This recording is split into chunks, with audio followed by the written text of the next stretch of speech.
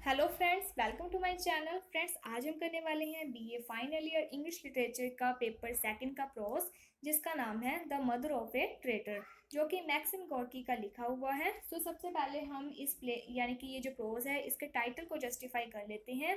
तो यहाँ पर टाइटल का नाम है the mother of a traitor. Traitor का मीन्स होता है आतंकवादी। मदर यानी कि एक माँ जो कि आतंकवादी की माँ है।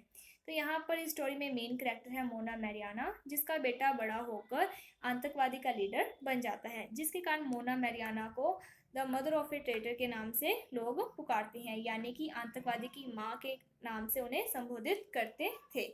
तो क्या होता है कि जो इसमें मेन करेक्टर है वो है मोना मैरियाना। जब उसका बेटा छोटा होता है तब उसे बहुत ज़्यादा शौक था कि वो एक फेमस हो जाए, वो काफ़ी ज़्यादा पावरफुल हो जाए, जिसके कारण जो जहाँ पर वो रहता है, जिस सिटी में वो रहता है, उन लोगों को वो कंट्रोल कर सके।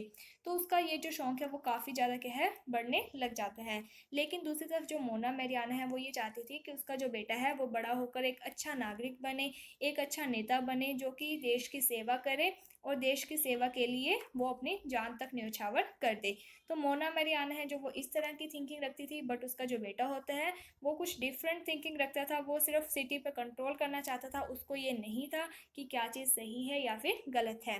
तो इसी कारण क्या होता है कि उसका जो बेटा है वो सिटी की जो एनिमी शत्रु होते हैं, आतंकवादी होते हैं, उनका लीडर बन जाता है।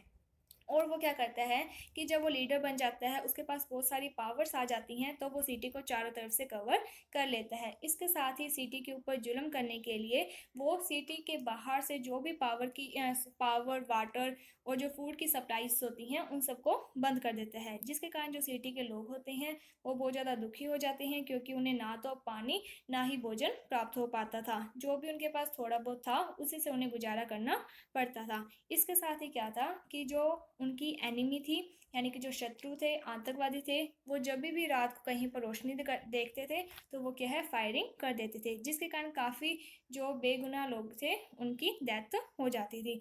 जो लोग थे सिटी के वो बहुत ज़्यादा दुखी थे। और जैसे ही लोगों को ये पता चलता है कि उनकी जो एनिमी, उनका जो शत्रु है या फिर आतंकवादियों का जो लीडर है वो मोना मैरियाना का बेटा है, तो लोगों का जो बिहेवियर है मोना मैरियाना के प्रति बहुत ज़्यादा चेंज हो जाता है।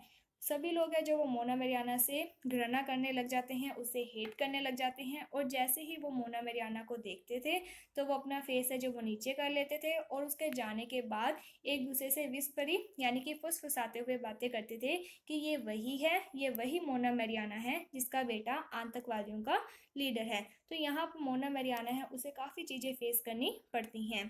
तो क्या होता है कि जब एनिमी है जो वो चारों ओर से सिटी को कवर कर लेती है, तो जो लोग हैं वो रात को अपने घरों की रोशनी भी नहीं करते थे, क्योंकि उन्हें डर लगता था कि अगर वो रोशनी करेंगे तो जो एनिमी है वो क्या करेंगे, फायरिंग कर देंगे, जिसके कारण मतलब काफ़ी लोगों की डेथ हो जाएगी। और वो काफ़ी डर कर रहते थे।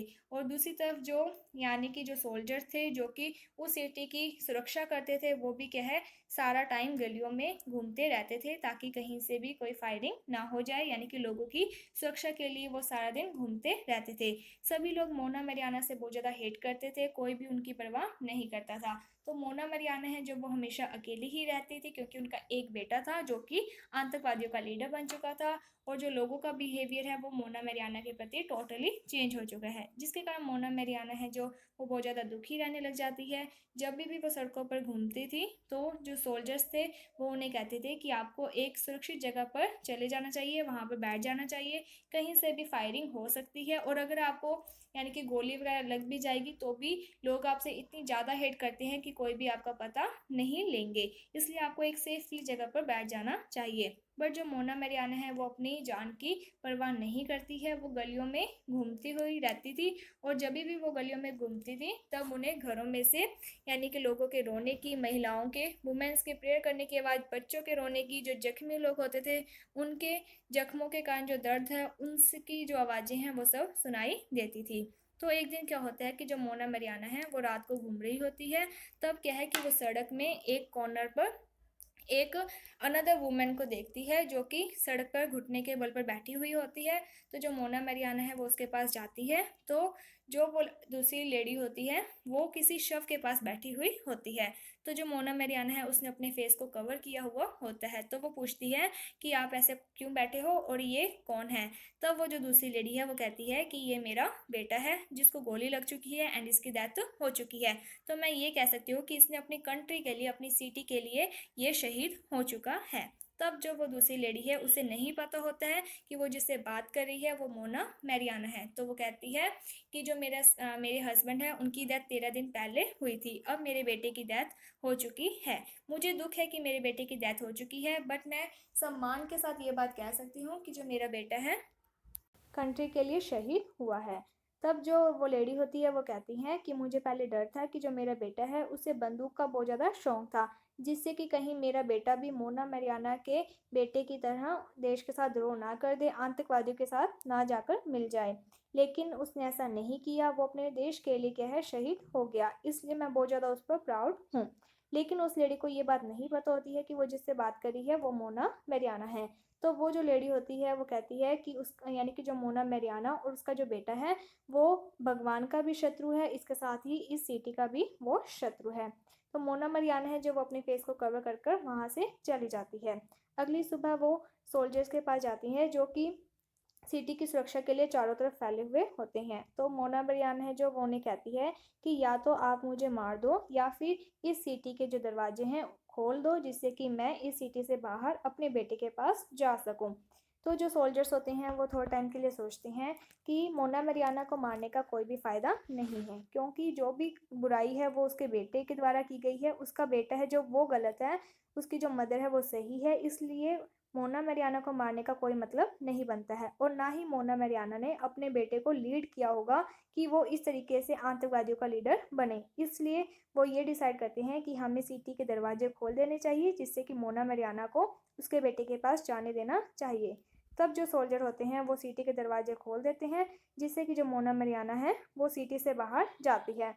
जब मोना मैरियाना सिटी से बाहर जाती है तो वो बहुत ज़्यादा स्लोली चलती है, जैसे कि उसने अपनी शॉल के अंदर कुछ कीमती चीज़ रखी हुई हो, पानी से भरी हुई शीशी, कुछ इस तरीके का उसने अपनी शॉल के अंदर रखा हुआ हो, ऐसा लगता है। उसके बाद जो मोना मैरियाना है वो सिटी के बाहर जब ग्राउंड में जाती है तब ग्राउंड में कोई भी नहीं होता है, सारा ग्राउंड खाली होता है। उसके बाद वहाँ पर दो सोल्जर्स आते हैं, यानी कि जो एनिमी सोल्जर्स होते हैं वो वहाँ पर आते हैं और वो मोना मैरियाना से पूछते हैं कि आप कौन हो, आप कहाँ से आए हो। तब जो मोना मैरियाना है वो कहती है कि जो आपका लीडर है वो मेरा बेटा है, यानी कि जो आतंकवादियों का लीडर है वो मोना मैरियाना का बेटा है, यानी कि वो उनकी माँ है।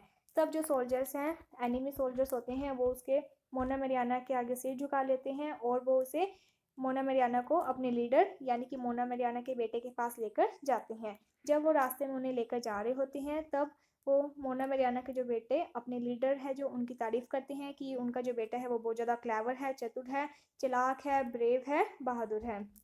तभी क्या होता है कि जो मोना मैरियाना का बेटा है वहाँ पर आ जाता है और वो जैसे ही मोना मैरियाना को देखता है यानी कि अपनी मदर को देखता है तो वो बहुत ज़्यादा खुश हो जाता है, अपनी मदर के गले लग जाता है और कहता है कि माँ, क्या आप मेरे साथ हो, अब तुम यहाँ आ चुकी हो तो मैं कल ही इस सिटी पर अटैक कर दूंगा। इतने टाइम से मैंने इस सिटी पर आपके कारण ही अटैक नहीं किया था, क्योंकि मुझे डर था कि अगर मैं अटैक करूंगा तो आप भी यहाँ पर रहती हो, जिसके कारण आपको भी नुकसान होगा।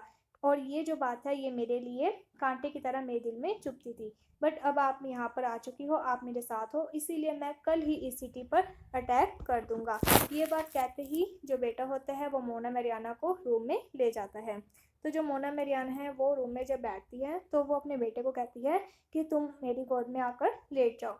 तो जो बेटा है वो गोद में आकर लेट जाता है और मोना मैरियाना है जो वो ये सोचती है कि वो अपने बेटे को समझाएगी कि वो ऐसा गलत काम ना करे, बट जो उसका बेटा होता है उस पर जो पावर है, जो प्रॉस्पेर है उसका बहुत ज़्यादा, यानी कि उन सब के पीछे वो अंधा हो चुका होता है, जिसके कारण वो मोना मैरियाना के जो भी तर्क वगैरह देती है वो कुछ भी नहीं सुनता है और वो डिटरमाइन होता है कि उसने नेक्स्ट डे सिटी पर अटैक करना ही है। तो जो मोना मैरियाना है वो कहती है कि तुम सोचो जब तुम छोटे होते थे तब यही सिटी के जो लोग थे वो तुमसे बहुत ज़्यादा प्यार करते थे, तो तुम कैसे ऐसा कर सकते हो कि इन्हीं के ऊपर अटैक करोगे। लेकिन जो बेटा होता है वो डिटरमाइन होता है कि वो सिटी पर अटैक करेगा ही करेगा, जिसके कारण क्या होता है कि जो बेटा होता है वो माँ की गोद में लेटा हुआ होता है और उसे नींद आ जाती है और वो सो जाता है। तभी जो मोना मैरियाना है अपने बेटे को शॉल से कवर करती है और क्या करती है कि उसके पास चाकू होता है जिसे वो अपने बेटे के सीने में खुबो देती है, जिससे कि मोना मैरियाना का जो बेटा है उसकी डेथ हो जाती है। एंड नेक्स्ट डे जो मोना मैरियाना है अपने बेटे को सिटी में लेकर जाती है और वहाँ पर जो संतरीज होते हैं उन वहाँ पर अपने बेटे को फैंक यानी कि उसके जो शव होते हैं उसको वहाँ पर रख देती है और कहती है कि एक सिटीजन के रूप में यानी कि एक देश के नागरिक के रूप में मेरा जो देश के प्रति जो कर्तव्य था मैंने उसको बखूबी निभाया है और मैंने इस आतंकवादी की डेथ कर दी है। बट इसके साथ ही ये जो आतंकवादी है वो मेरा बेटा है, यानी कि एक माँ के रूप में मैंने अपने बेटे का कत्ल किया है, इसलिए मैं भी दोषी हूँ। तभी क्या है कि जो मोना मैरियाना जिस चाकू से अपने बेटे को मारती है उसी चाकू को अपने आप को भी मार लेती है उसी चाकू से, जिसके कारण क्या होता है कि जो मोना मैरियाना है उसकी भी डेथ हो जाती है। तो इस स्टोरी में यही बताया गया है कि जो मोना मैरियाना है उसके आगे दो बातों को लेकर द्वंद था कि एक वो एक सिटीजन थी, देश की नागरिक थी और उसे अपने देश से बहुत ज़्यादा प्रेम था। तो दूसरी तरफ उसका बेटा जो कि देश के साथ ही विद्रोह करने लगता है, वो आतंकवादियों का लीडर बन जाता है, लेकिन उसे अपने बेटे से भी बहुत ज़्यादा प्यार होता है। तो वो उन दोनों के बीच में फंस जाती है। तब वो एक सिटीजन के रूप में भी जो उसकी ड्यूटी होती है उसे भी निभाती है, इसके साथ ही एज ए मदर जो उसकी ड्यूटी होती है उसे भी निभाती है। तो इस तरीके से ये जो स्टोरी है वो ख़त्म हो जाती है। आई होप आपको ये स्टोरी समझ में आ गई होगी। अगर आपको कोई डाउट है तो आप हमें कमेंट सेक्शन में बता सकते हैं, आपका डाउट दूर कर दिया जाएगा। इसके साथ ही जो और भी प्रोज हैं उन सभी का लिंक डिस्क्रिप्शन में दिया हुआ है, तो आप वहाँ से देख सकते हैं। So thank you friends for watching my video. Thank you.